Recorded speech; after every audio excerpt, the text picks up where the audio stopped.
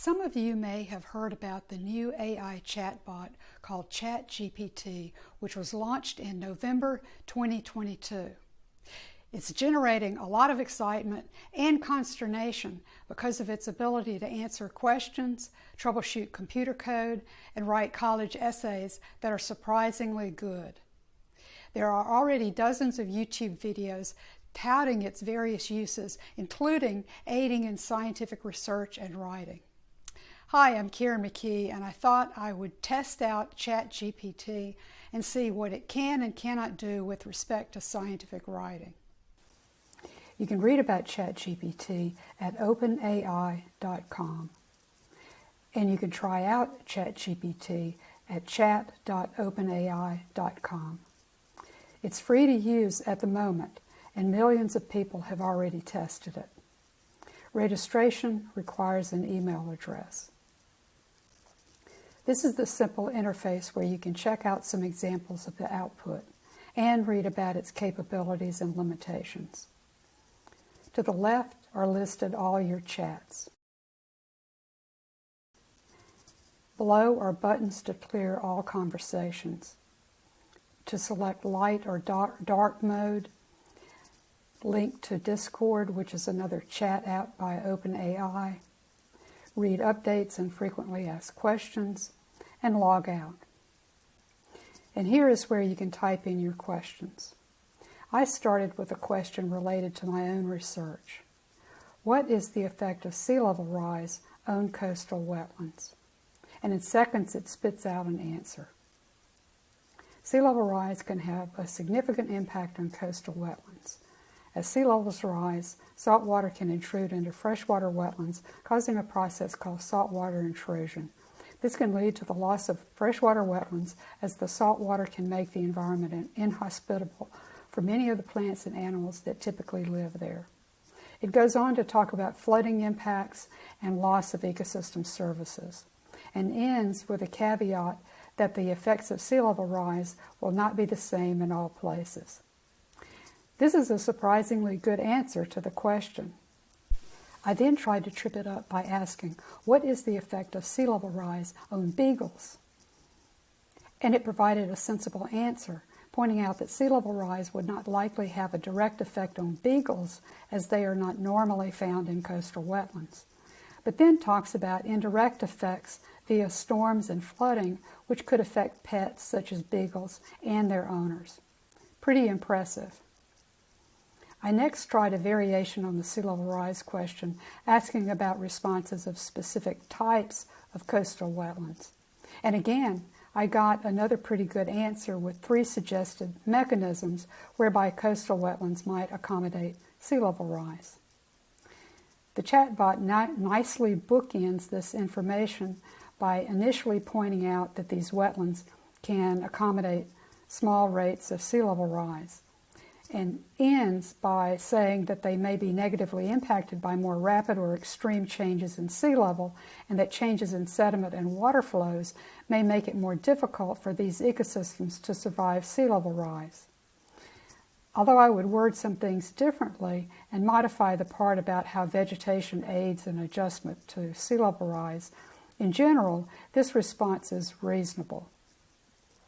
But there's something missing. Citations for the sources of this information. When I asked for sources, I got this response, which is not a good sign. Scientific papers must reference all sources of information. They need to be relevant and up to date. But let's see if this chatbot can help with coming up with a title for a paper. Here's a paper reporting on the effect of sea level rise on salt marshes and mangroves. I'll copy the abstract and paste it into ChatGPT and ask it to suggest 5 titles for this abstract. I paste in that abstract and hit return.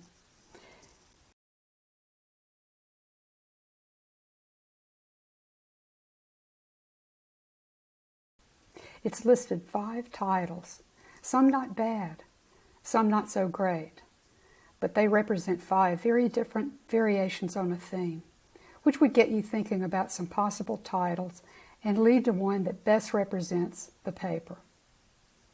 Let's see if it can get us started on the introduction. Write an introduction to a paper with this abstract.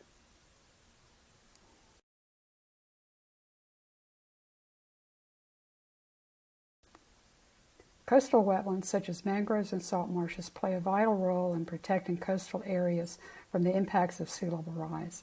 These ecosystems are able to build soil surfaces vertically through the accumulation of inorganic sediment and organic matter, helping to keep the wetland surface above water. However, at climatic boundaries where mangroves are expanding and replacing salt marshes, the wetland's capacity to respond to sea level rise may change. Okay, that's not bad. It's taken the information in the abstract and the previous response to our question about sea level rise effects on coastal wetlands and changed the wording so that it doesn't sound too repetitive of the abstract. But there needs to be more information about mangroves and salt marshes and how they may differ in response to rising sea level. So let's ask, can you expand upon the characteristics of mangroves versus salt marshes in response to sea level rise?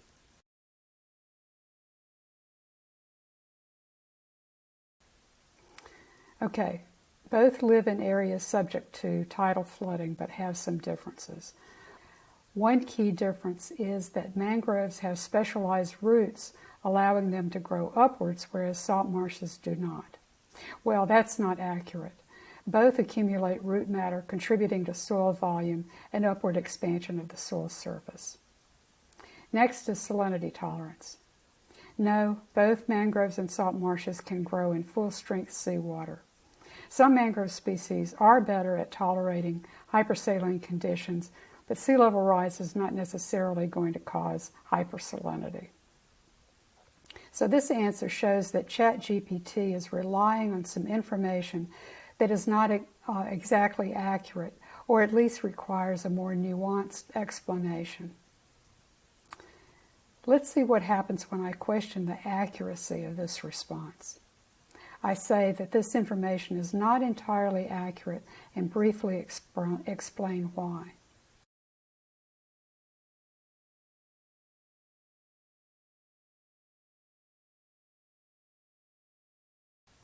And the response is to accept the correction, even though I provided no evidence to support my criticism. And it also modified the salt tolerance statements. Well, I think this exchange shows you that you must be cautious in accepting what the chatbot gives you. I wonder how the chatbot will do when writing a discussion when given a set of results. I'll go back to the published paper and copy the results section, which is fairly short, and ask it to write a discussion based on these results and paste those in.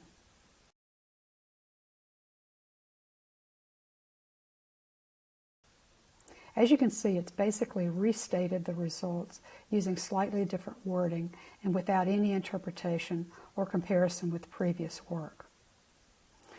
What happens if I ask for a comparison with previous work?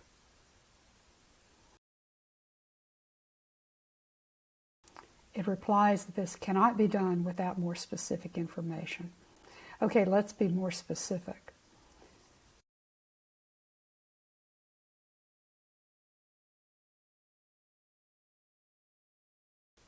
Still not able to make a comparison. So this exchange shows a serious limitation because of lack of access to such external sources. I would need to provide the details of the Perry and Mendelsohn study, which is what we did in our paper's discussion and concluded that our results were similar. If you are a novice at writing, ChatGPT may be able to help you polish your paper. Let's ask it to improve a passage using active voice. 3 mangrove species were subjected to treatment with fresh water or salt water. Leaf number was negatively affected by salinity, but some species were more affected than others. This result was found in both greenhouse and field experiments.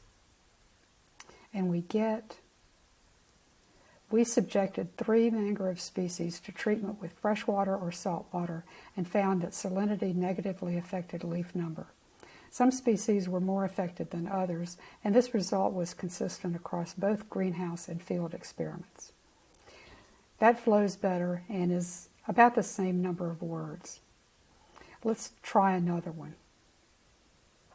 Can you improve this passage? The nitrogen concentration was high in January, a bit lower in February, even lower in March, and reached the lowest point in mid-July, after which the concentration increased from August to December. And we get the nitrogen concentration fluctuated throughout the year with a high in January, a decrease in February, and a further decrease in March. The concentration reached its lowest point in mid-July before increasing from August to December. That's better, but not what I was looking for. I'll be more specific. Can you be more concise with fewer monthly details? The nitrogen concentration fluctuated throughout the year, reaching a high in January and a low in mid-July. It then increased from August to December. That's better. Let's try one more and ask it to make this paragraph more cohesive. You can pause the video to read it and the response.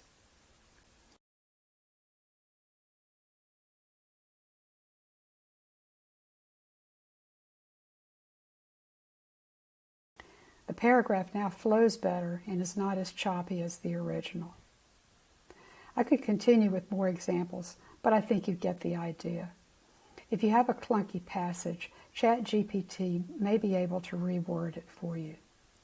This may be especially helpful for those trying to write in a second language. What else might ChatGPT do? Can you suggest 3 directions for future research on this topic?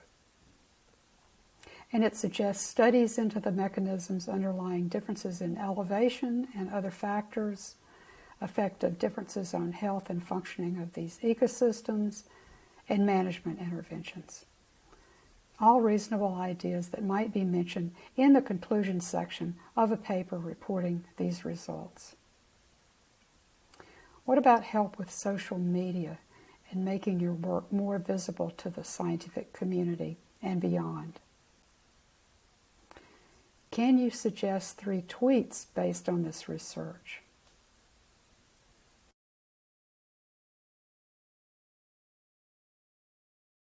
Well, those are pretty good, and it even suggests some hashtags. How about, can you explain this research to a 12-year-old? And we get, sure, so this research was all about how well different types of wetland plants like mangroves and salt marsh grasses can adapt to rising sea levels. When the sea level goes up, it can be hard for these plants to survive because they can get flooded by the water. So the researchers wanted to see how well different types of wetland plants can cope with this kind of change.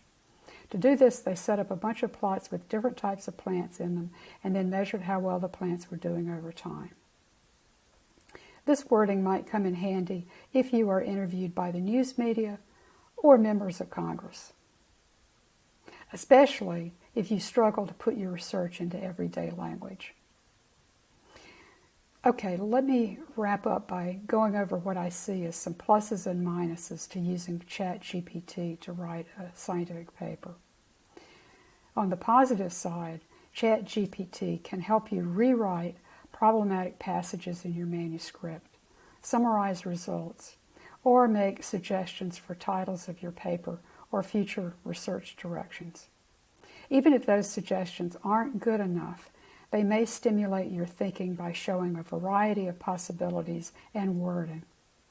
ChatGPT also may be helpful in crafting tweets, press releases, and other science communications about your research. But there are some limitations. First, ChatGPT can provide very authoritative sounding responses that are completely wrong. Another big drawback with respect to scientific writing is ChatGPT's inability to provide references for the statements it makes. And ChatGPT cannot provide content past 2021, so responses may not reflect recent scientific discoveries. It doesn't do a good job of interpreting data or comparing to previous findings by other investigators unless given details of that prior work. And even then may make a mistake or provide a response that doesn't make sense. It's also unclear if the responses are paraphrased from one or more sources or are word-for-word copies of published and copyrighted documents. That could be a big problem if you plan to submit your work containing AI-generated text to a journal. So no, I don't think ChatGPT is going to be able to write your next journal article, but it may help you concisely summarize a set of results and polish awkward passages. I should say, though, that this raises the question of whether it's ethical to use an AI to rewrite text or suggest titles for our papers. One might also argue that reliance on AI-generated text is likely to stunt the writing skills of a fledgling author. However, we all revise our papers based on suggestions, sometimes extensive, from editors and reviewers. We also may brainstorm ideas with colleagues or our graduate committee that end up in a manuscript. I don't think the text editing and suggestions made by ChatGPT are any different from these traditional human inputs. Where things get dodgy, though, is presenting AI-generated text as our own intellectual handiwork. How much is too much? It will be interesting to see how journal editors and publishers deal with this. However, I think the expectation will be that a research paper is predominantly the intellectual creation of the author, not that of an artificial intelligence. Thanks for watching, and don't forget to hit the like button if you found this video useful. Okay, you want to learn about the future? The future is now, because this morning, a new artificial intelligence tool known as ChatGPT is gaining popularity for its ability to craft emails, write research papers, and answer almost any question in a matter of seconds. It is a powerful new technology with extraordinary potential, but there are also warnings about the huge risk of misuse. You know who knows all about this? Vanessa Yurkevich. She joins us now. Good morning. Good Sounds morning. interesting. Intriguing. Proceed, but with caution. Intriguing, certainly. And a lot of AI analysts say it's as revolutionary as the internet, but some say it's a threat to society. But one thing is for sure, it's sparking interest among everyone from top CEOs to students.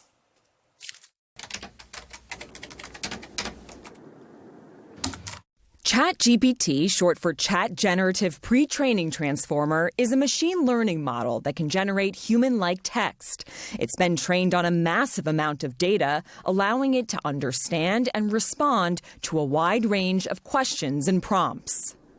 What you just heard me reading wasn't written by me. It was written by artificial intelligence, ChatGPT.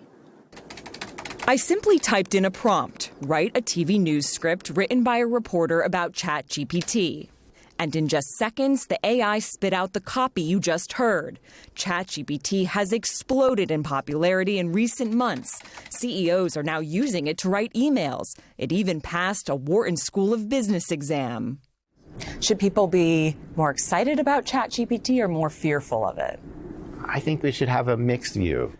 OpenAI, which owns ChatGPT, says the technology is still in its research phase and can produce inaccurate information. You like artificial intelligence, but are you here to issue a warning about it? Absolutely. Artificial intelligence is sort of like a teenager right now. It's exciting to see the teenager get its footing, but it's also not there yet and we can't trust it. But Microsoft thinks it's a good bet, even with some risks. They're investing billions of dollars in OpenAI. Jack Poe, CEO of Ansible Health, had ChatGPT take 3 versions of the U.S. medical licensing test, and it passed all 3.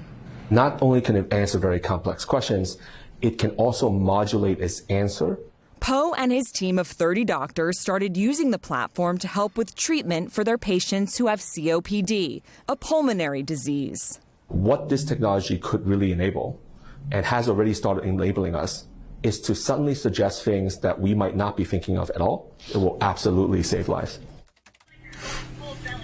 Jake Heller is a lawyer and founder of CaseText, which helps its clients comb through documents using AI like ChatGPT. You can have it read police reports. You can have it see if witnesses gave contradictory testimony. You can almost certainly help find information that is pertinent to guilt or innocence. But Poe and Heller both say that human oversight of ChatGPT is still necessary. OpenAI says the platform can produce harmful instructions. In law, there absolutely is right and wrong answers. And that's why, ChatGPT alone is not going to be enough to handle some of the most important questions in fields like law. And then there's the question of plagiarism. New York City public schools banned ChatGPT on school network devices due to concerns about negative impacts on student learning and concerns regarding the safety and accuracy of content. It's incredible innovation. At the same time, it's like opening a Pandora's box. Which is why Edward Tien, a 22-year-old Princeton student himself, spent his winter break building GPT-0, which he says can detect whether something is likely written by a human or ChatGPT. He says teachers use it to check their students' papers. Is this like one AI cross-checking another AI? In a sense, yeah. But can it spot misinformation? Oh, okay, yeah. So as opposed to misinformation, it's more of like it can only spot if something is AI generated or human generated. And that's the greatest fear of all, spreading misinformation. ChatGPT, a tool designed to help humanity, could ultimately hurt it. People who want to manipulate elections and things like that, instead of writing one thing at a time, you're going to be able to write thousands of things to give, for example, vaccine denialism more oxygen than it deserves. And Gary Marcus, who you just heard from there, has written books about artificial intelligence. He has founded companies about artificial intelligence. He says we're about 75 years away from AI truly being human-like. Until then, we need regulation. And Representative Ted Lieu from California, he plans to introduce legislation to create an AI commission to oversee all of this new technology. Because we know a lot, but we also know very little about it. Some people are passing college courses with papers written by ChatGPT. Yeah. I just keep thinking of Space Odyssey, the HAL 9000. No, I will not turn off. 2001: A Space Odyssey. Yeah, it's a little scary. We're almost there. Yep. Thank you, Vanessa. Great reporting. Shares of Microsoft were down pretty considerably early in the day, but now largely flat, and shares of Google down nearly 3%. As we found out, the road ahead for big tech looks a bit bumpy after Microsoft's earnings report. But Microsoft may have the decided advantage right around the next corner. The company betting $10 billion big on OpenAI, and specifically ChatGPT. CEO Satya Nadella is saying its impact will be, quote, at the magnitude of the personal computer, the internet, mobile devices, and the cloud. Sanan Aral is the director of the MIT Initiative on the Digital Economy and the author of The Hype Machine. Nice to see you, sir. How considerable do you think that advantage will be for Microsoft? Well, I think time will tell, but I think it's an excellent bet. $1 billion to start, $10 billion to follow on in the investment. And as we have seen recently, it has Google shook a little bit, calling a code red, calling big names back to the company to talk about it, to think about strategy. And there's a good reason for that. ChatGPT is potentially an existential threat to Google's business because Google relies 60% of its revenue on search, and ChatGPT offers an alternative to search, which is a one-stop question answering shop powered by AI. Microsoft has been struggling to compete on search with Bing, although they've been doing better over the years, but this could change the game of search entirely, which is core to Google's business. So, Sanan, if you were talking to Google right now, Google's trying to figure out how to get that edge back, considering this massive threat from ChatGPT. What should they do? I think there has to be a combination of investments in external players as well as internal investments to refocus and streamline their approach to AI. Obviously, Google is no slouch in AI. They have some of the smartest minds in deep learning, machine learning, and statistical modeling. However, their applications of AI have not been competitive with things like ChatGPT. And if you think about ChatGPT and generation or generative models more broadly, we're talking about text and images and even computer code that can be generated by machine learning technologies. And after GPT-3, there will be 4, 5. Imagine what GPT-10 looks like. You could see it replacing all sorts of functions in tech, and that's why it's such an existential threat. Investments externally, investments internally, streamlining and focusing the approach to AI inside Google. Going to transform just about every industry, including education. ChatGPT passed the U.S. medical licensing exam, the bar exam, and got a B on a Wharton MBA paper. You, as an MIT professor, how is it going to transform the entire educational practice? I think it is extremely disruptive, but potentially in a good way, in that we have to learn to teach differently. We have to learn to race with machines instead of against them, to use the words of Eric Brynjolfsson and Andrew McAfee. And the New York City public schools were trying to ban the use of these types of language models. I don't think that's the right approach. I think what we have to do is we have to change the way we educate. We have to reskill and, based on our education, focus on things that complement artificial intelligence rather than try to compete with it or ban it or slow it down. It's potentially a way to enhance and augment and scale creativity, but it has to be used in a way that's complementary with human skills. And that's going to be the next challenge for the labor force as well. Zanon, talk about real quick just the flip side of it, because there still is, there certainly is a lot of fear out there just about what this could do, not only to the education system, what it could do for jobs and the broad implications of this technology.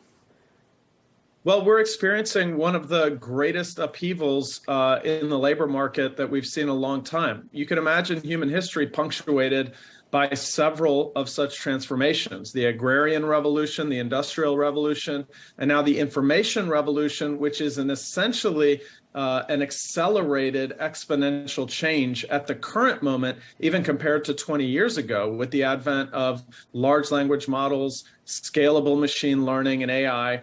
That is the story of our time with regard to the economy, and it will displace jobs. It will create what's known to economists as skill-biased technical change that favors some skills and complements some skills and substitutes for or competes with other skills. And every time in human history that we have experienced something like this, we've had to reskill and change our focus on what humans did and what machines did in order to create complementarities and increase welfare across the board. And that's what we are challenged with doing today as companies, as policymakers, and as workers.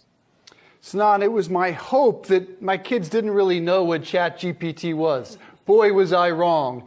They laughed. They said all their friends are using it. I'm not sure how. I'm not sure if they're cheating. What would you tell parents? How should we handle this? The fear is our kids are not only cheating, but their inability to form their own opinions is in jeopardy. What should we do? It's funny you asked that. I was going to say that they probably knew before you did, as I'm sure that my nine-year-old knew before I did. As the father of a 9-year-old, I do not want to scare him away from this type of technology, although we have strict limits for screen time at our house. I want him to play with it. I want him to experiment with it. I want him to understand how to use it. I want him to think about how he might work with it. rather than try to keep him off of it or to keep him away from it, we have to learn how to use complementary technologies like this to aid us, extend our creativity, to scale human thought. And I think that starts with young generations. Frequently, they're the innovators. We're the laggards. Maybe they should show us what we should be doing with it. Certainly, cheating should be something that you parent away from at all times from an ethical and moral standpoint, and that using technology not to cheat, but to knowingly and transparently address the technological revolution is the right way to go about it, in my mind. There's some great tips there. And Sanan, my kids are a little bit too young, but I will keep a lot of that advice in mind in the coming years. Sanan Aral, thanks so much. What you guys, today we're taking a look at what to do when you can't fix your PC. As you can see here, blue screen of death happening to this PC. And what will happen is it will spontaneously reboot and you will get eventually preparing automatic repair. This is a pretty common issue. It will go through diagnosing your PC to try and resolve an issue. Then you'll get automatic repair, couldn't repair your PC. You push continue to go to either Windows 10 or Windows 11. It will start to load up and bam, again, you'll get the blue screen of death. And this will be what we call a reboot loop. And literally, you'll be stuck in this until you try to fix it. It will go through the preparing automatic repair again, try diagnosing your PC. And it's at this point you need to start thinking about repairing your computer. So you go into advanced options and you're going to start looking inside here for troubleshoot. Once you go in here, you're going to have a bunch of different options like advanced options and reset this PC. In advanced options, you're going to get an array of different options available to you to try and fix your problem. You can see here, system restore. This is obviously going to allow you to use a system restore point if you have one on that computer set to restore your computer back to a time when it was working properly. You then have system image recovery. This is for restoring your PC from an image that you may have created on your PC, maybe a backup image, and you can restore from that image to a working state. Startup repair is just going to fix some problems that keeps Windows from loading, i.e. the problem you see here. 9 times out of 10, or probably 10 out of 10, startup repair is not going to fix your issue.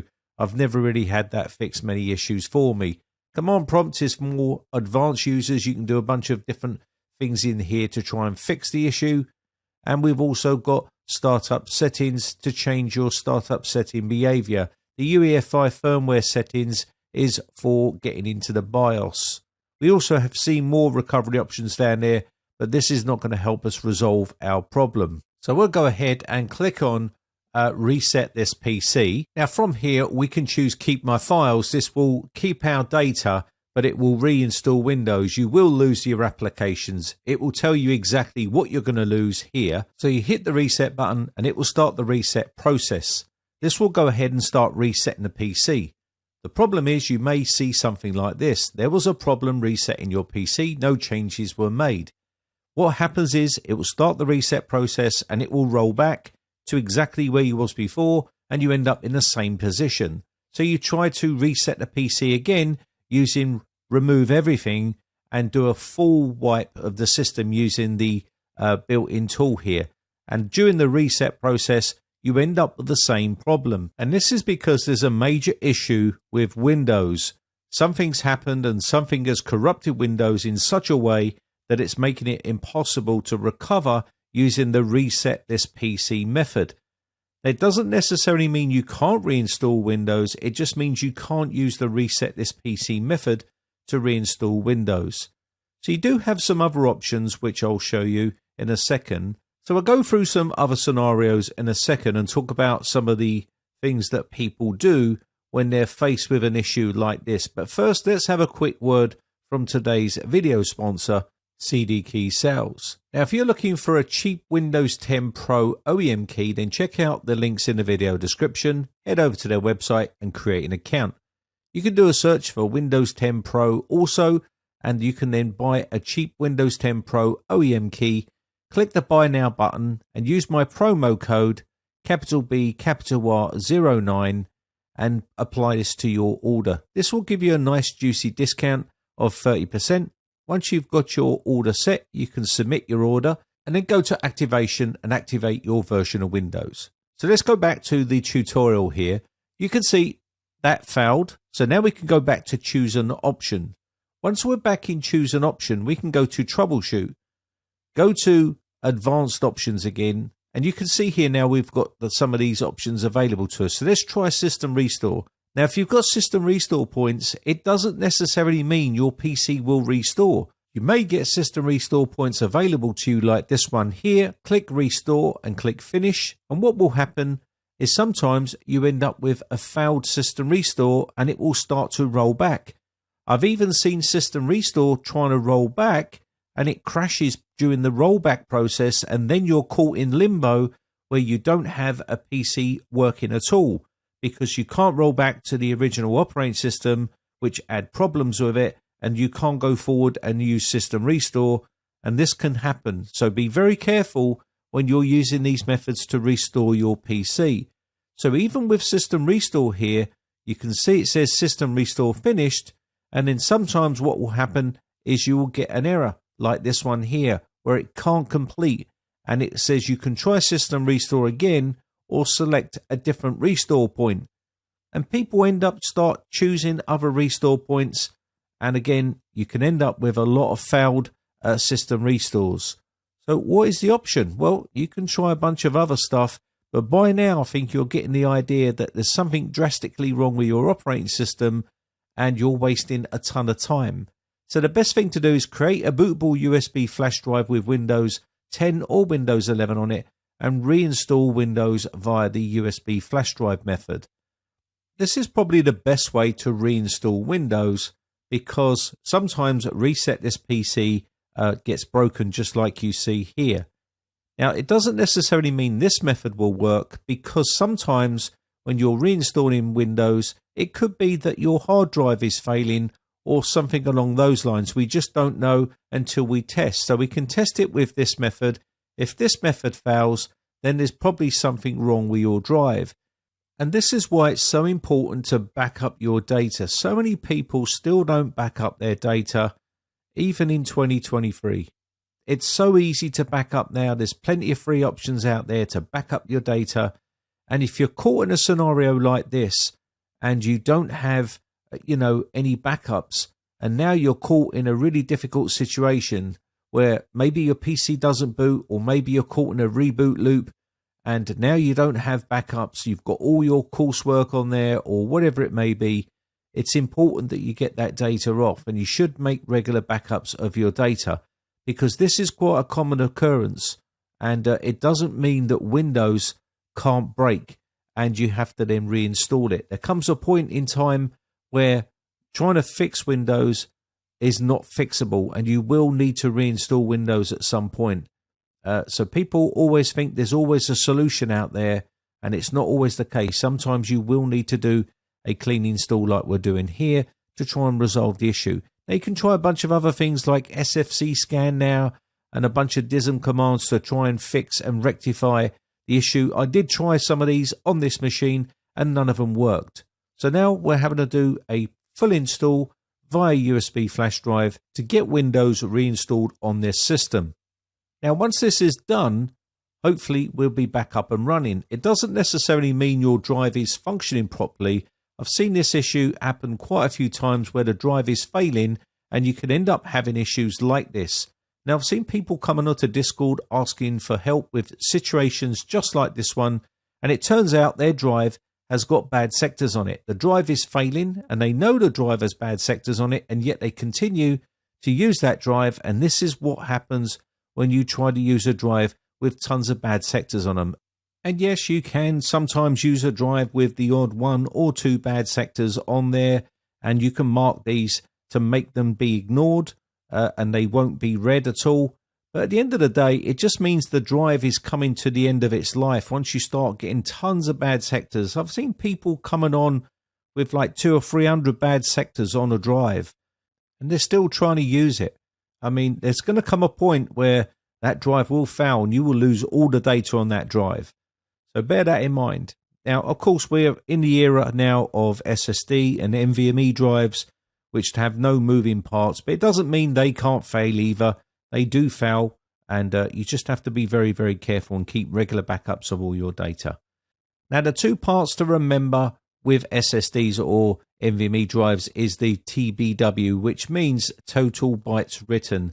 This refers to the total amount of data written to an SSD over its designed life.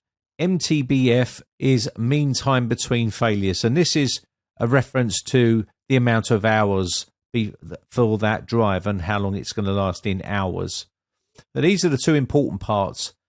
Now, most manufacturers of SSDs and NVMe drives will give you a piece of software which you can download and check the health of the drive, and this will give you an idea of whether your drive is in full working order and whether it's in good state of health.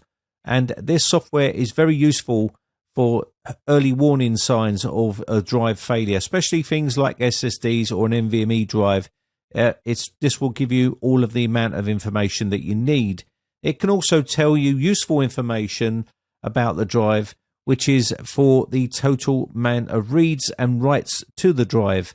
And this is what we was talking about earlier, which is like terabytes written. And if you've got a really low end sort of SSD and you're doing a lot of hardcore editing and video editing and things like that, it's going to create a lot of writes to the drive and put a lot of stress on the drive. That's why they have certain drives for certain types of jobs that you do. So if you're a heavy hardcore gamer or video editing, then you need to get the appropriate drive. Now, if you're a PC repair tech and you're going through this same procedure where you're going through a bunch of fixes, trying to fix an issue, there's going to come a point where you need to evaluate the situation and make a decision and reinstall Windows and save you time. Because if it's taking multiple hours to do a job and you end up reinstalling Windows via USB anyway, you're just wasting your time and it's poor time management. Anyway, but that said, I think that's going to be about it for this one. My name has been Brian from briteccomputers.co.uk. Hope this video has been some sort of use to you. Just want to say a quick shout out to all my YouTube members who join my YouTube members group. I really do appreciate the support, and I shall catch you in the very next video, or I'll see you on the Discord server for a chat. Thanks again for watching. Have a lovely weekend. Bye for now.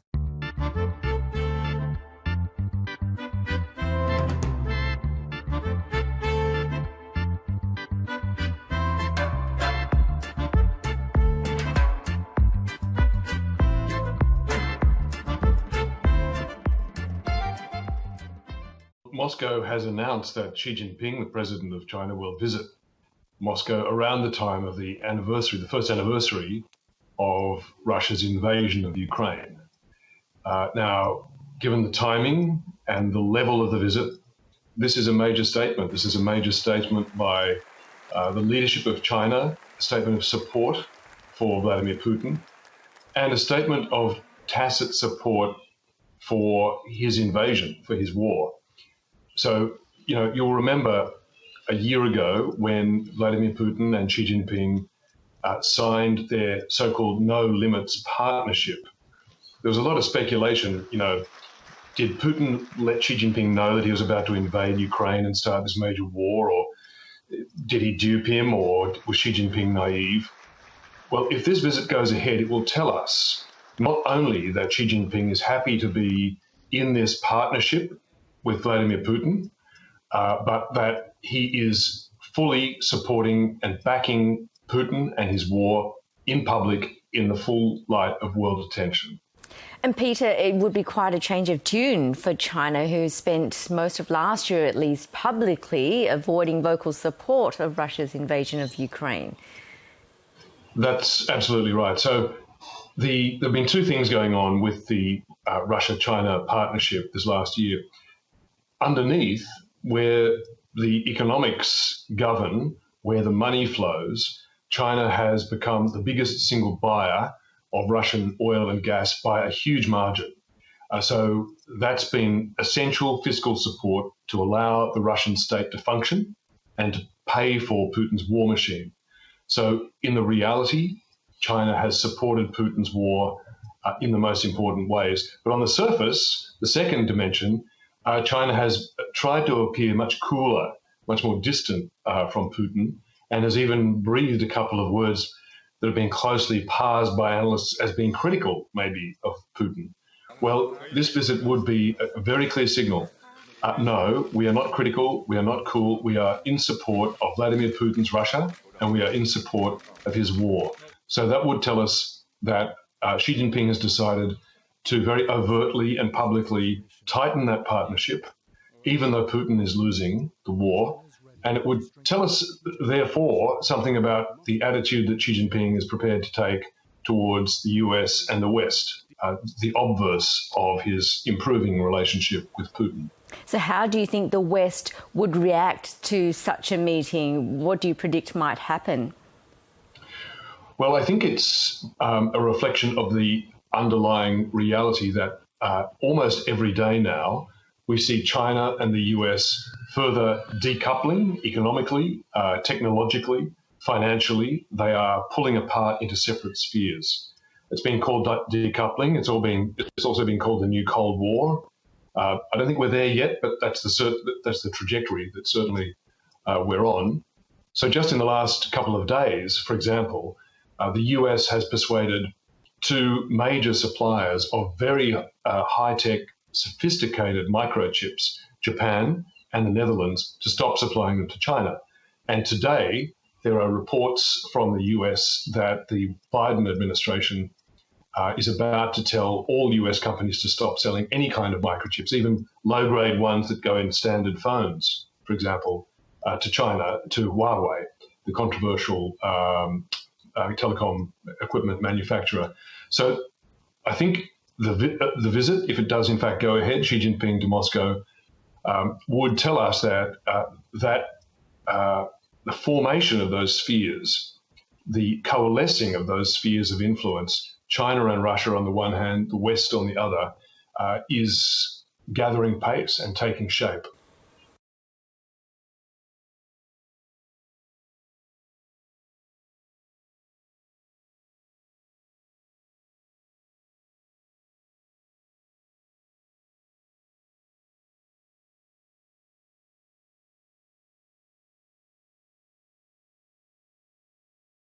Servus, moin, and hello friends. In this video I'm going to show you how you can get your very own research assistant powered by AI.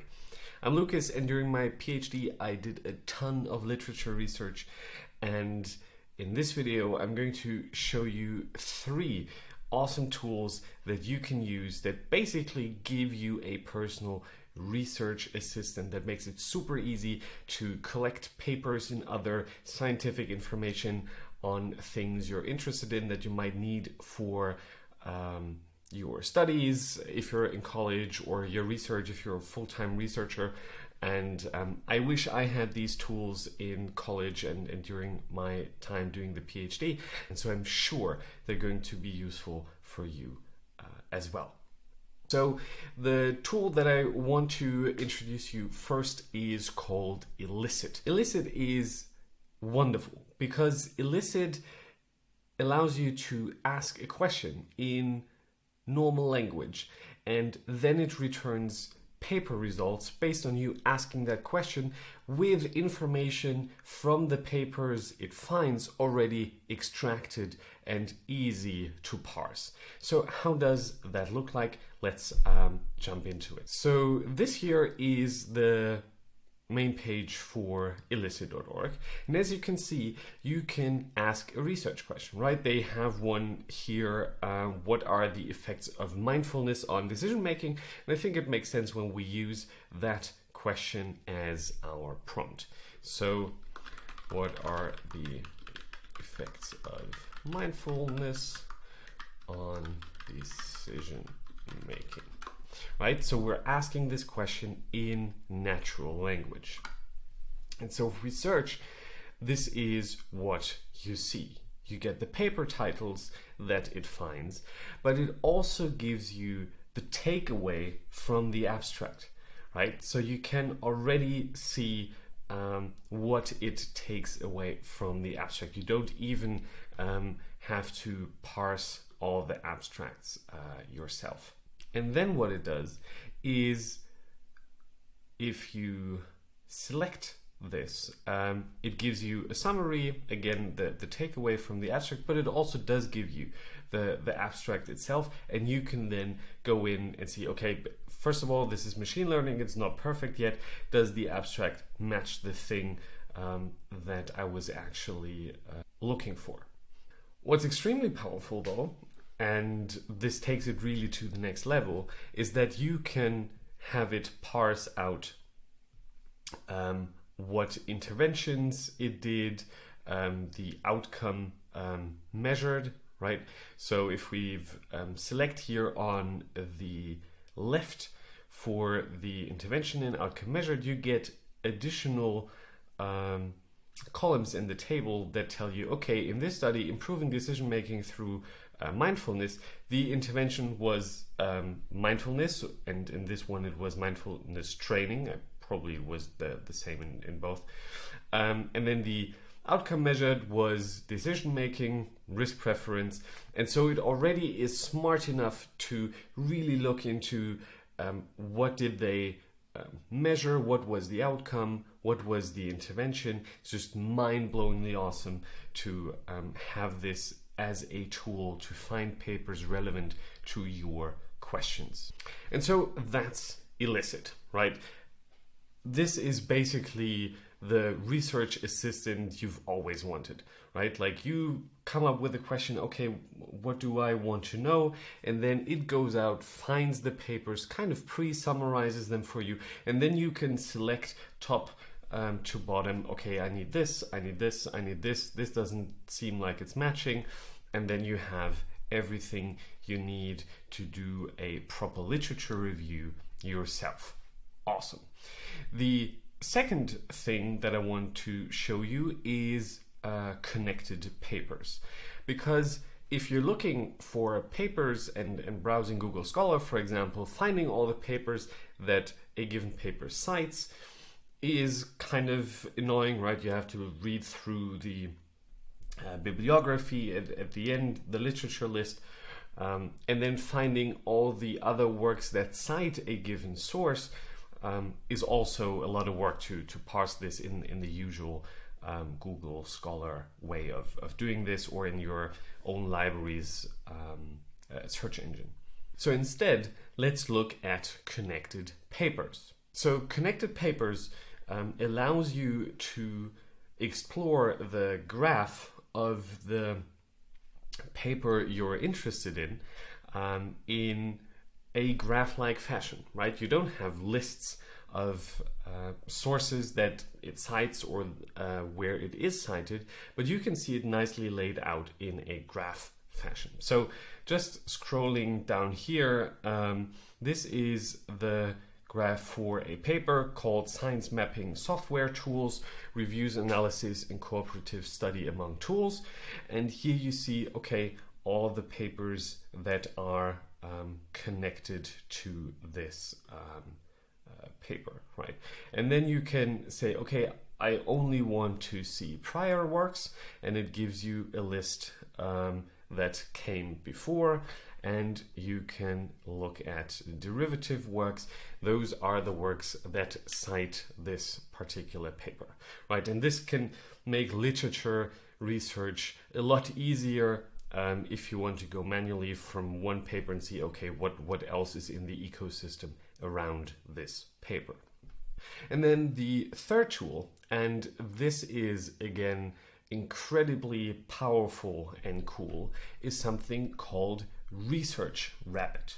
And Research Rabbit kind of takes what connected paper does, give you the graph view of the literature surrounding a certain search, and takes it to the next level, because you collect papers into collections, and then it finds sources related and cited by citing papers in that collection. Let's look at that in detail. So this is the research screen here in ResearchRabbit. And you see on the left, I have collections, right?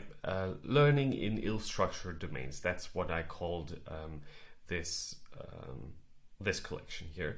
And I've added one central paper to this, right? Using knowledge discovery techniques to support tutoring in an ill-defined domain, whatever. But as you see, I also, if I open this collection, I also get this screen here now that shows me similar works, all the references, so everything this paper cites, and then all the citations every time this paper has been cited. I also can look at the authors and what else they've done, and at suggested authors, right? And that's really cool. If I go to similar work, now I have here also a research graph, and I can go through and say, okay, this seems to be a central paper, and it just scrolls and scrolls and lets me look at this kind of stack of research information from left to right, right? And then I can say, okay, this paper looks really interesting. Let me add this to the particular collection. And if I now go back to the left here, I see similar works has gone from, what was it, 170 something to 500, right? Earlier work is now 11, later work is 2. And so it kind of builds this understanding of the research question and the literature for that question that you're trying to look at.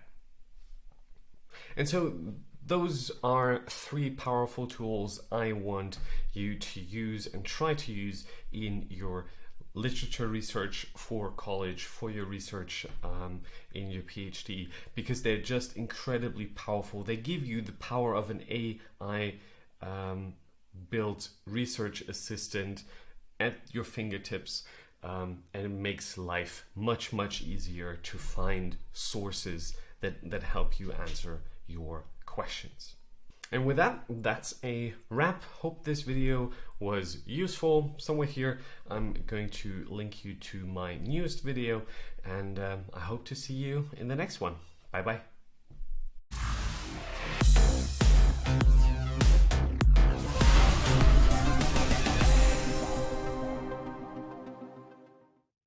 All right, so welcome back to Metaverse Insider. Today we're going to dive into some very interesting things around the issue of Bitcoin and NFTs, but also some big news, I think, in the aspect of how NFTs are evolving in a variety of different industries. And that's something we do here on the Web3 side of things, where we really dive into use case, utility, all that good stuff. It's going to be a good one. My name is Paul Barron. Welcome back to Metaverse Insider.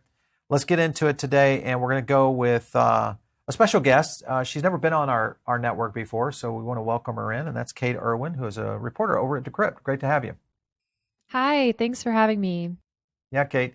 So I've had a chance to catch a few of your podcasts, loved your insights on, one, how Web3 is growing in general, but also just your expertise, I think, on reporting on this sector, what you're seeing out there in terms of projects, movement in the space, some of the trends that are really kind of tracking. So that's the reason we want to get you on the show today. I want to jump over to the first story, and really kind of the first area, and that is the issue of Bitcoin and some potential, a little bit of a heated debate this weekend on NFTs on Bitcoin and whether or not we'll ever really see that occur. What is your thought on this based on what you know of the NFT market? Do you think Bitcoin could ever support this? Well, I mean, Bitcoin wasn't exactly built for this kind of use case. To my understanding, Bitcoin was built to be an alternative to the traditional financial system, to the traditional way of sending money through banks or other institutions. And we're really seeing an interesting sort of culture clash here, where we're seeing people who initially want Bitcoin to remain for payments and financial things strictly, and not for art. We're seeing them come up against people who want Bitcoin to see some more adoption potentially. I mean, from a technical perspective, I'm not 100% sure how optimized the Bitcoin base layer is for NFT storage, it could potentially have impacts on slowing down the chain. However, in terms of Bitcoin and NFTs, the Lightning Network has offered it through stacks, and there are other layers on Bitcoin that already offer sort of a version of NFTs. So it's unclear exactly whether we need, Bitcoin to offer NFTs in each transaction or not. But I think it's an interesting conversation because that is why Ethereum has seen so much adoption and so much traffic and activity, is because of the massive NFT ecosystem on Ethereum.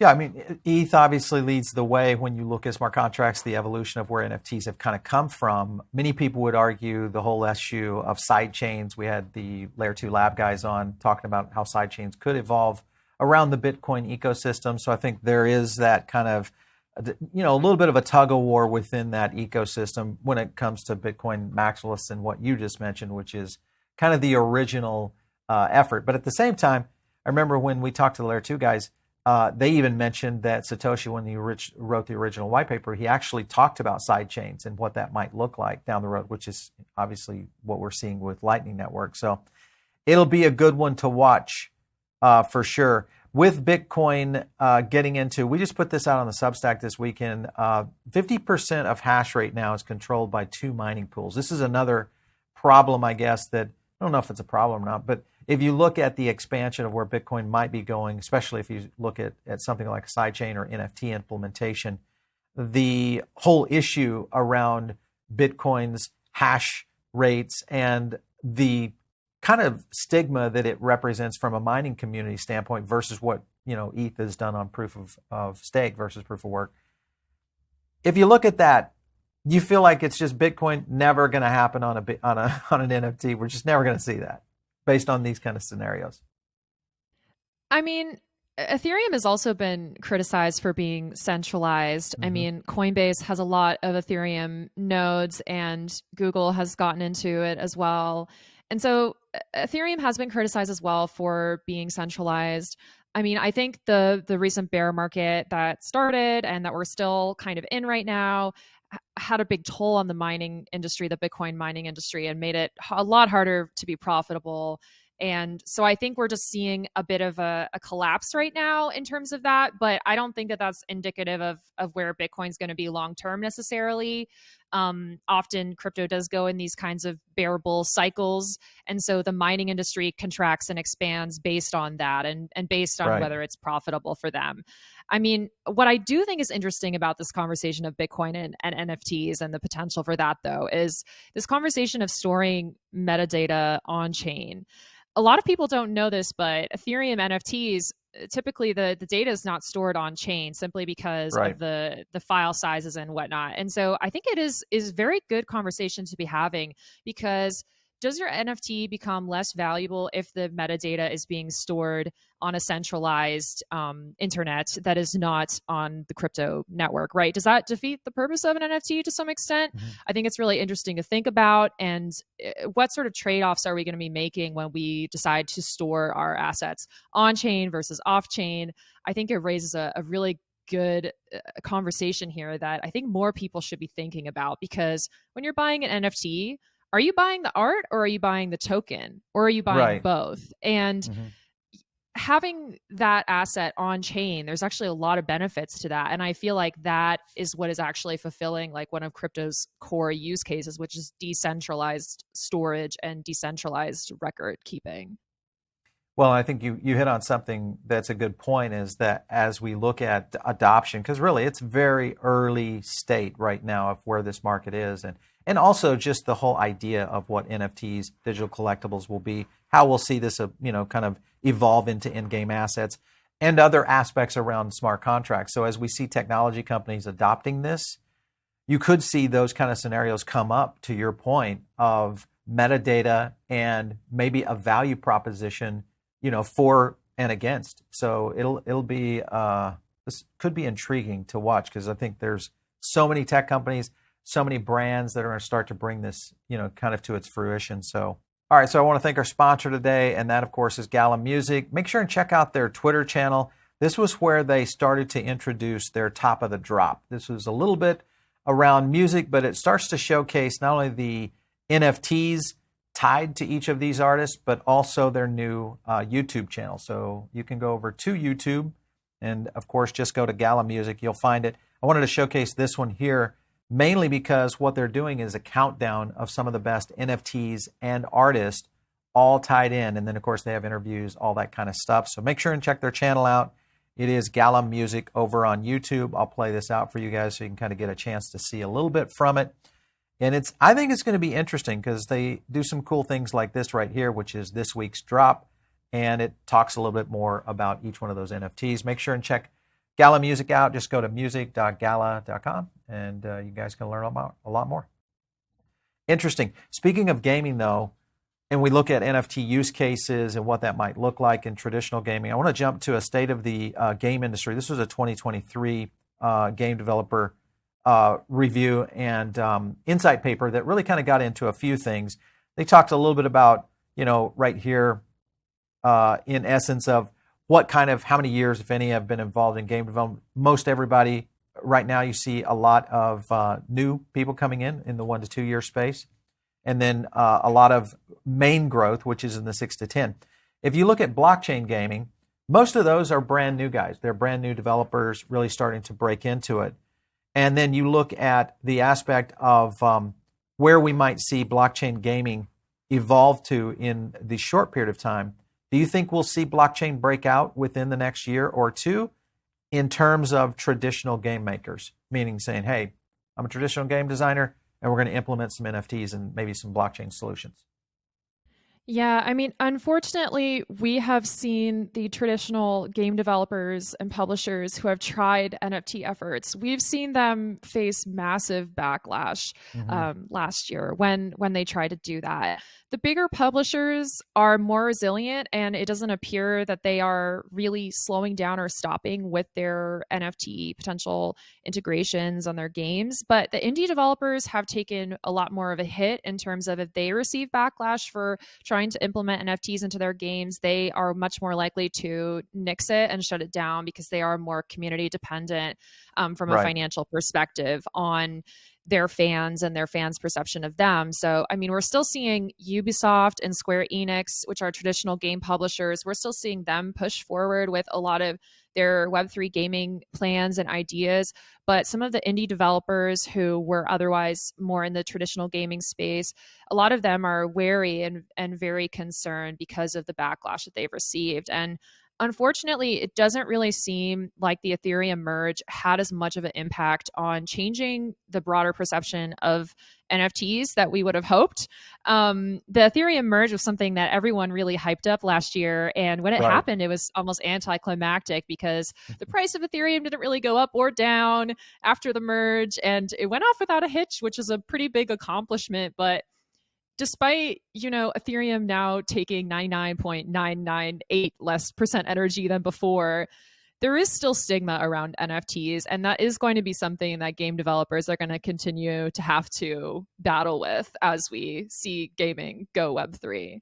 I feel like eventually it's like any new technology adoption. There's always that kind of holding it close to the vest in the incumbents that are in the tech space right now, especially with traditional studios.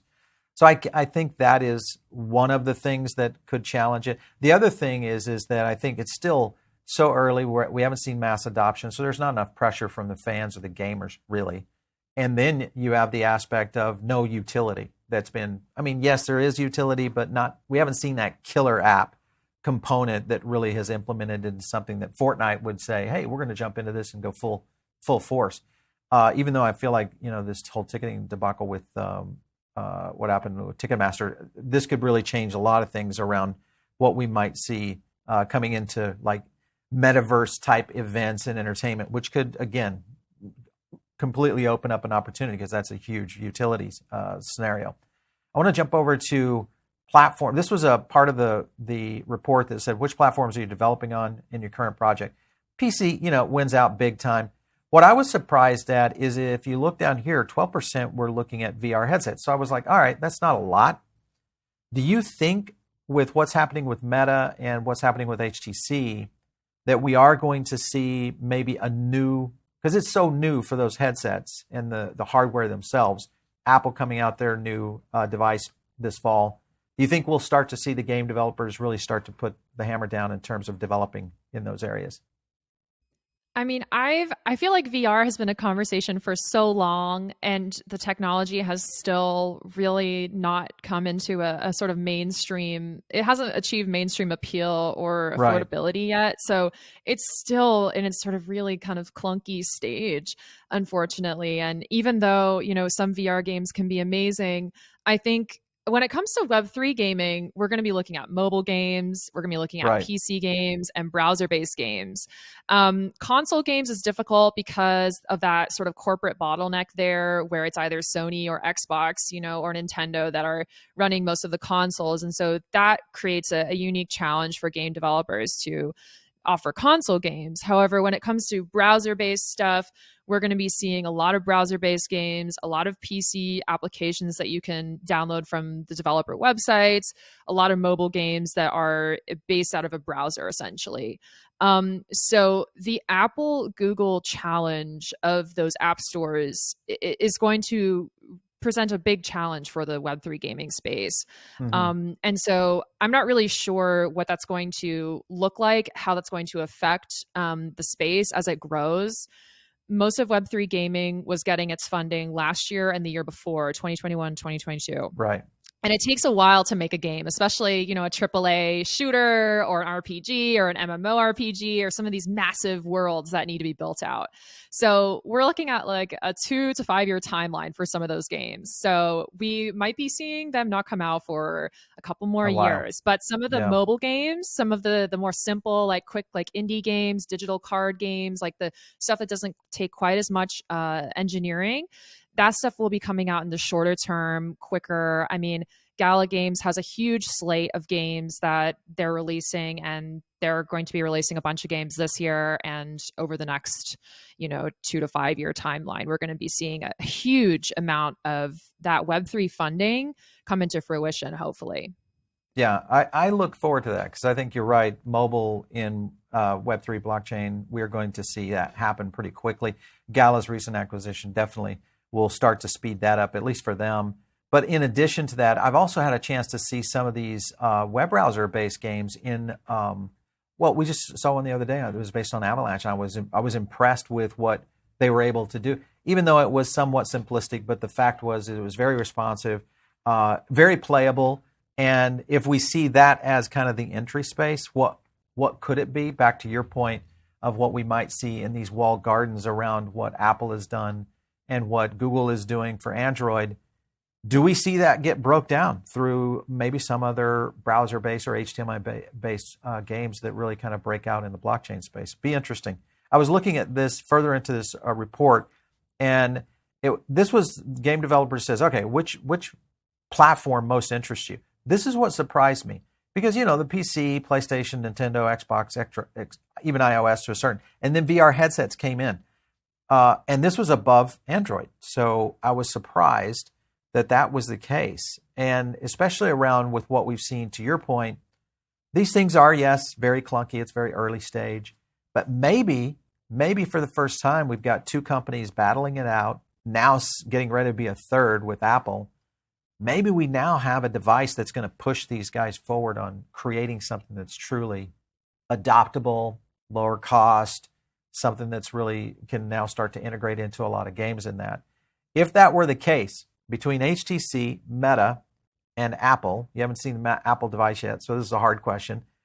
Where do you think the leader comes out of it? There's always going to be a leader. Someone's going to, like right now in the phones, Apple's by far the best in terms of, you know, market share. Yeah, I mean, in terms of crypto, Apple's not going to be on top in that regard. Apple is very cautious about crypto and, you know, has been for a while. And so I would say if we're looking at from a purely like crypto Web3 perspective, I think we're going to be seeing Meta do more and be more comfortable with that. I mean, they have NFTs through Instagram now. A lot of creators, they've partnered with Polygon. Right. So Meta is a lot more comfortable with crypto than Apple is. So for Web3 gaming, I think Meta is most likely out of those three to be the most crypto open, I guess.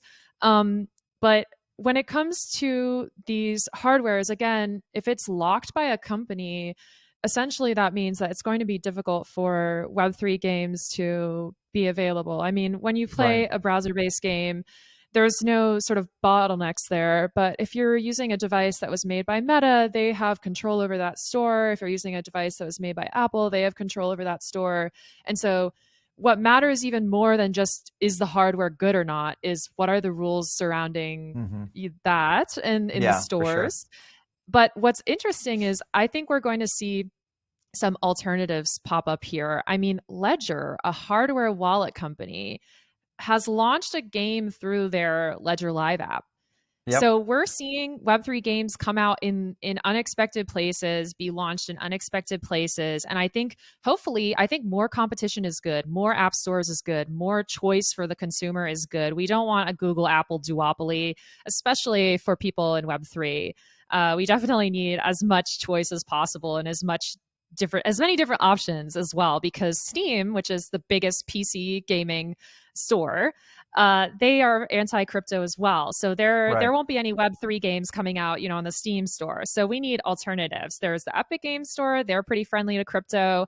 And I think we're going to see, hopefully Ledger Live will do more games on its app. I think that would be really exciting to see many different options from Epic to Gala to Ledger to other places, so that we can have a Web3 ecosystem that isn't trapped by these rules that Apple has in place that make Web3 gaming way less affordable and full of friction for the user. Yeah. And to your point, I feel like we're in a spot right now where there's an evolution occurring, much like what Apple was in the early evolution of the touchscreen smartphone in the late 2000s, and what we saw in terms of the breakout. Obviously, it created a catalyst for a lot of innovation. And I think your point is right. We did a big breakdown on Ledger and where we kind of thought they were going in terms of advancement, and obviously the app store kind of concept. They're also adapting themselves around designers that are former Apple designers. These guys are getting serious in this space. If they get the right kind of partners in the gaming sector, very interesting stuff, especially when you tie in NFTs into this. That, I think, will be a catalyst for adoption, especially in the Gen Z and millennial crowd going forward. One last point here, and then I want to move on, is these were, which AR, VR. To your point, AR, VR, do you anticipate next game will be released on? And MetaQuest came in number one.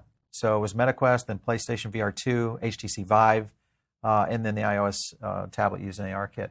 But to your point right there, Meta really taking a hard lead for sure.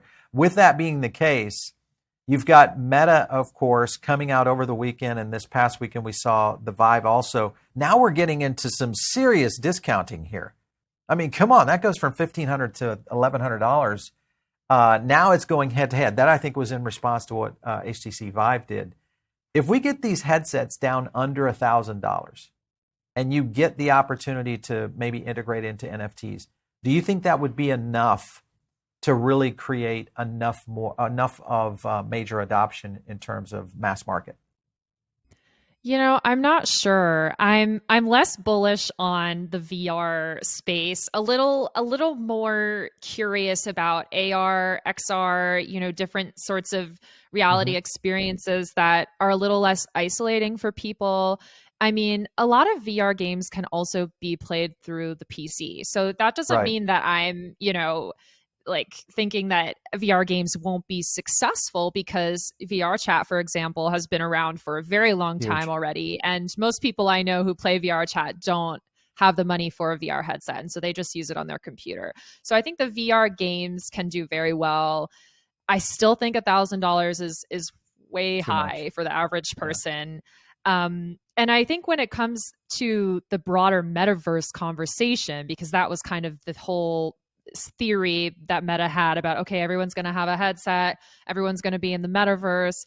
metaverse hasn't really been that profitable yet. I mean, Right. if you count Roblox as a metaverse, yes, Roblox has been doing very well. But if you look at other like virtual worlds in Web3, they have not been really carrying the promise that, the buzzwords were carrying last year.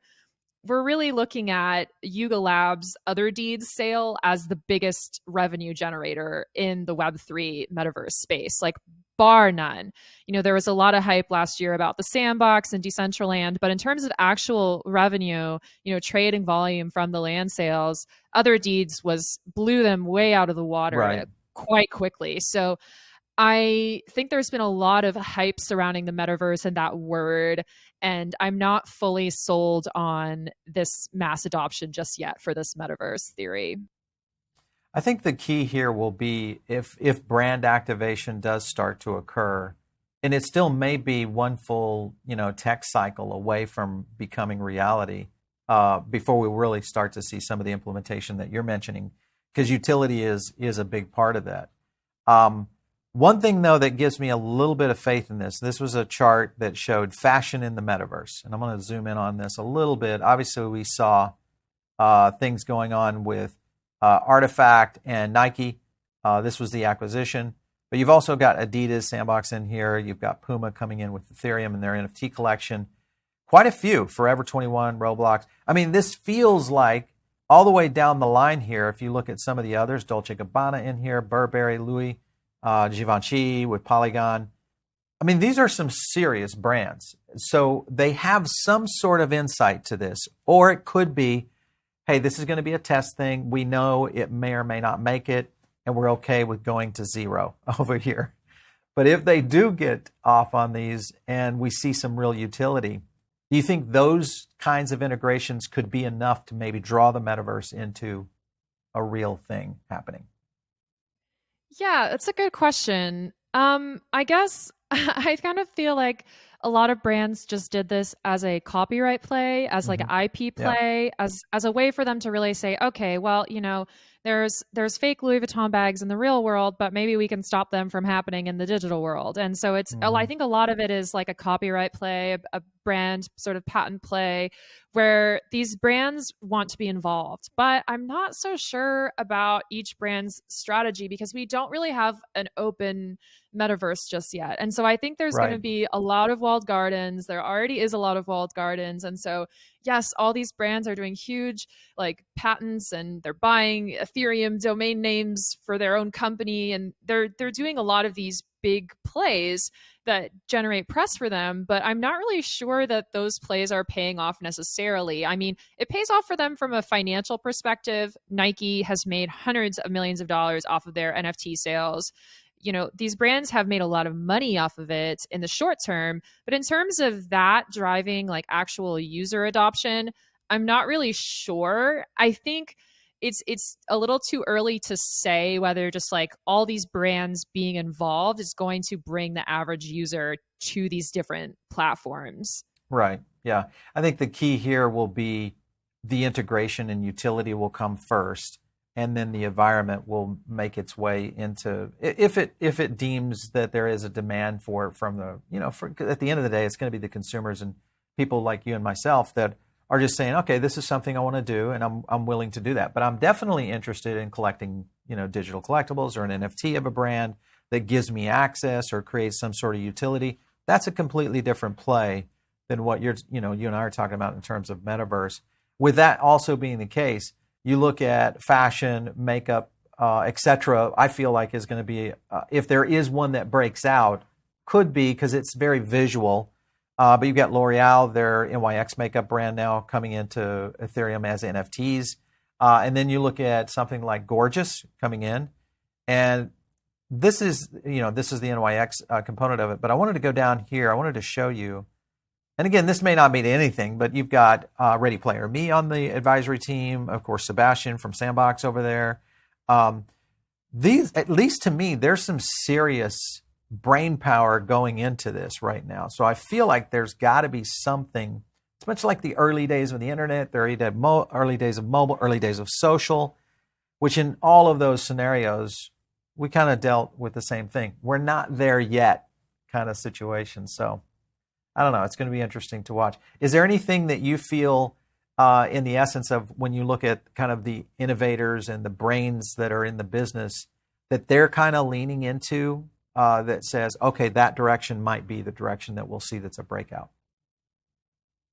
Yeah, in terms of crypto and Web3, I do think it's going to be in some of these games. I mean, I think Other Side has consistently, their community is consistent and pretty big. I mean, I'm not sure that they're going to see the average person necessarily jumping onto that game, but for the Web3 native community, that game is going to be very huge. In terms of like what other people are doing right now, I mean, this NYX DAO is interesting. Last year, we sort of had a hint. We kind of knew in advance, okay, NYX is going to do something. We don't know what. And the reason we found this out last year was because they filed all these patents with the US Patent Office for all their brands, you know, Redken, NYX, Urban Decay, a bunch of these different brands to sort of explore, okay, what could a metaverse play look like for a very physical retail makeup brand? And how are we re-envisioning makeup in this sort of digital age? And so I think it's interesting. It's very separate for them from their retail customer. I think they're going to attract a completely different demographic with this DAO and with these NFTs. But Gen Z, I think, is way more open to the idea of digital collectibles. They understand the concept of being online so much that it's essential to have some kind of digital identity. Right. So I think it looks to me like it's a sort of niche, like potentially a Gen Z play to really help expand the brand in a different way, make money for the brand in a different way that maybe won't connect to their, you know, drugstore lipstick buying audience. It might be a slightly different demographic there. From what I'm sensing. So I'm seeing these brands do some plays where I sort of wonder, you know, like with Lacoste, I'm like, do you think the average Lacoste like polo buyer is necessarily into Web3? Probably not, but maybe, you know. And so I think they're really expanding and experimenting, and it's exciting to see these big brands that have a lot of sort of brand recognition behind them are doing plays that are kind of like not really that connected to their physical product. Because if you look into the NYX example, there's no like physical products or even physical like makeup sort of references. Like they're not saying, okay, now we're going to make a digital eyeliner. That's not what they're doing. You know, they're not trying to be that literal. They're really being experimental and kind of just really, it's a big departure from what that brand was known as before. Yeah, well, I think the one that is interesting to me that is kind of the poster child is what Artifact and Nike did. Again, Artifact, I think a lot of people, when they looked at the original, you know, partnership acquisition, you know, with Nike, they weren't really connecting the dots. Now, of course, this is all making sense for what the future of Nike is going to be.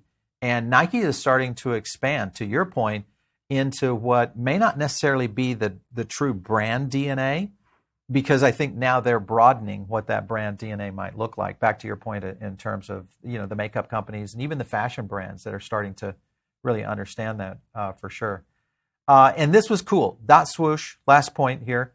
Dot Swoosh opens up a kind of almost like an open call for creators around the designs for and with how they're building. So it says right here, Dot Swoosh members are going to be able to build a visual storyboard on Instagram, tying this in, then you can submit, and there's like a little bit of a competition here. This could really open up a lot of, I mean, because you think about Nike, they've been one of the best creators, I think, from a creative standpoint of building just ideas around shoe wear.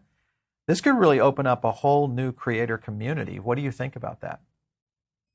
Yeah, it's fascinating to see what Nike has done to really bring the younger generation into their brand, to really bring creatives and kind of edgy, exciting people into their brand.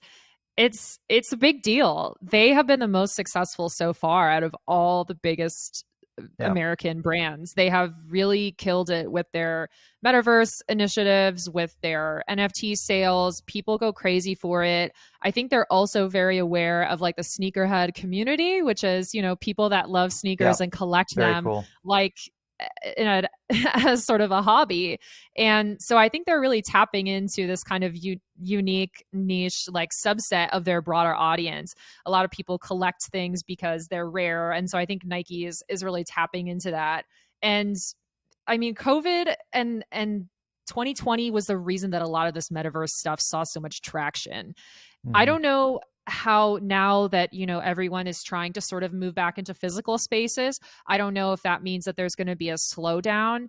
Just from the data points, we've seen a bit of a slowdown in terms of overall NFTs being traded, like overall trading volumes down. That's also partly due to the broader economy being down a little bit, and, you know, broader tech industry being down. However, it is really exciting and fascinating to watch these brands really leverage their identities and capture a totally new, like, younger. I think the emphasis here is like it's a young audience. But there are some, you know, parents who are involved and getting their kids involved, and there are all ages here. But I think in terms of like general appeal, the audience is skewing a lot younger and typically male as well. Yeah, it is, and it's interesting because you're right. Is that right now, obviously, the market being, you know, pretty much at its low. Obviously, we're getting ready maybe to go into a recession. We'll probably see a little bit more pressure here, but this is an interesting time because if you look at history and where companies develop, and people always say that even here in the blockchain space, hey, when it's a bear market, we build. You know, it's kind of the concept. But a lot of companies are in that same kind of framework. When they start to see, you know, things slow down, Apple's down in sales. We've seen all sorts of, you know, trends here from a consumer standpoint. This opens up an opportunity for companies to say, okay, we've got to think about the next category that we're going to win in. And, you know, for Apple, maybe it's AR, VR, we don't know. But Nike has clearly set their course and has kind of planted the flag in the ground. I think Starbucks is now playing a little bit in this game. We're looking at maybe some things that are happening with some other retail brands like McDonald's and all that. Last up here is Doodles 2. Obviously going in with Flow. This could be interesting here because Doodles is very popular. Now they're trying to create, you know, a really interesting mainstream adoption strategy around this for the things around, you know, just creating, you know, elements within the Doodles itself. What do you think about this move? Do you like it?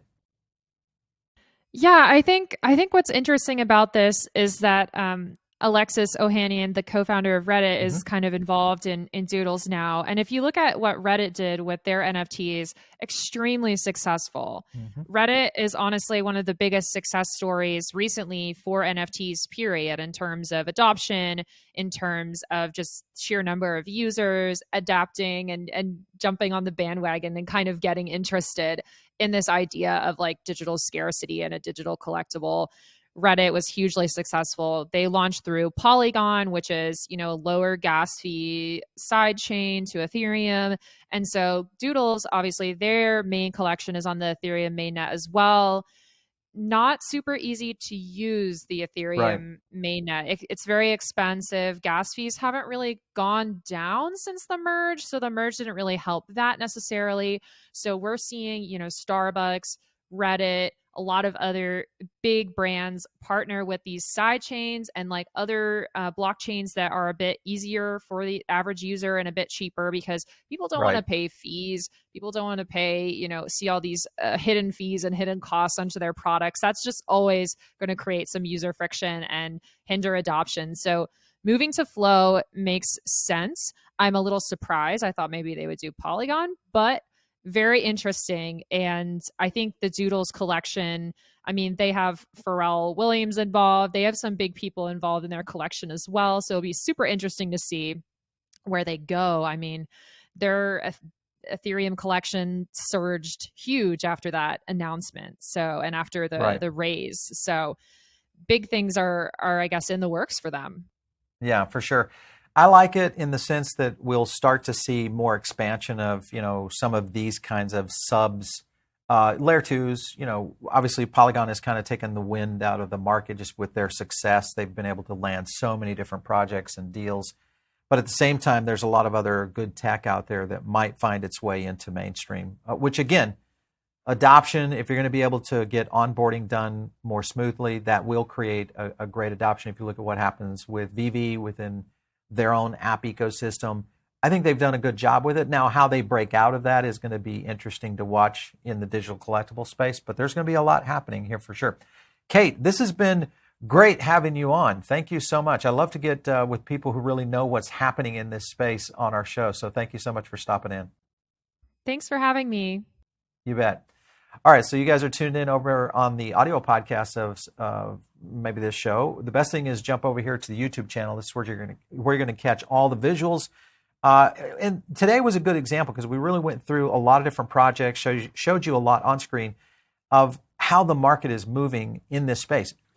Right now, and Kate kind of hit it on it, is that it is challenging, I think, but the opportunities here for Web3 and especially the enterprise level of companies starting to use Web3 from a utility standpoint, whether that's in VR, whether we see metaverse, but the real case is I think NFTs are going to be the killer app for how retail and brands really kind of leap forward. If you guys are not, subscribed to our channel, make sure and jump in. Get into the Diamond Circle. It's one of the best places. We just launched our new Substack, which is growing like crazy. Just pbn3.substack. You'll find us over there, but you can also jump into the Diamond Circle on paulbaronnetwork.com. So it's really easy. If you guys want to catch me, it's out there on Twitter at Paul Barron. We'll catch you next time right here on Metaverse Insider.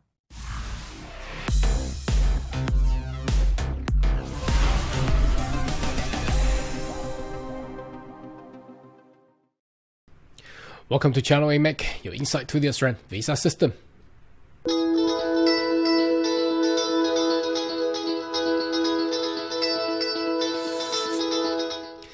Good day everyone, my name is Carl Young, your online YouTube visa consultant.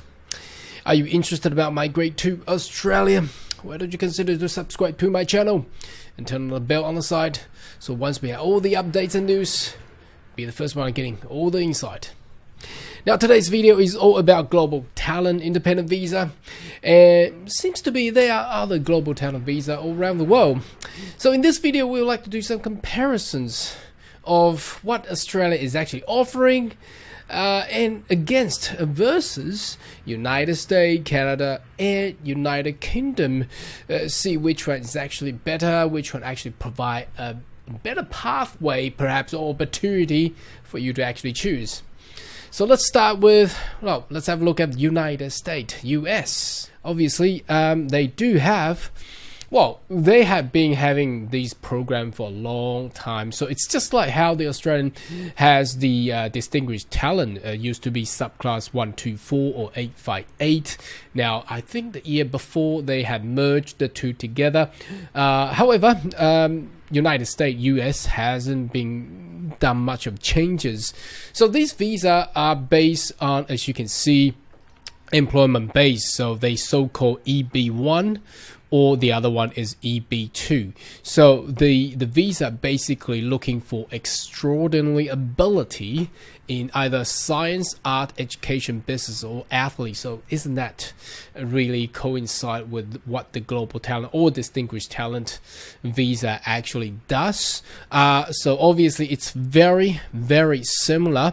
Instead that they do require an outstanding additional 3-year experiences or certain multinational manager or executive role. So perhaps a generic, if we compare this to a global talent visa that we have for Australia, generic engineer or ICT profession experts might not meet this kind of requirement in compared to what US is actually offer on EB1. However, if we're looking into EB2, it does have that ability for these professionals to actually squeeze into the program as well under EB2. So again, required to have an advanced degree, so not just a bachelor, not just a master, perhaps a PhD or master by research, and with certain years of post-study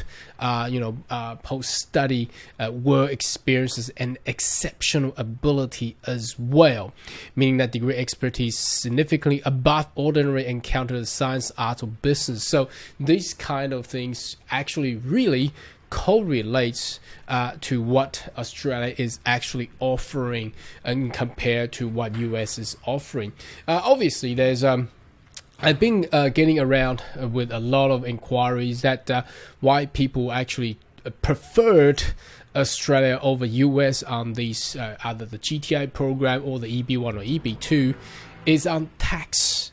Now, the tax, obviously, if you want to know about this, obviously, I'm not an accountant, but the taxation in US is much stricter compared to what Australia is over. I'm talking about the international taxation regulation, the global tax. But anyway, you might want to discuss that with your accountant. Now, the next one we're talking about will be Canada. Now, Canada does have a global talent stream. Now, what we have just looked into US with the EB1 and EB2, it's a permanent residency, so that's a green card. Okay. However, what Canada is actually offering here seems to be not a permanent residency here. As you can see, it's more towards employment based. Despite that the US's visa category is also named employment based, but it does give you a permanent residency straight away. However, Canada does not have that kind of pathway.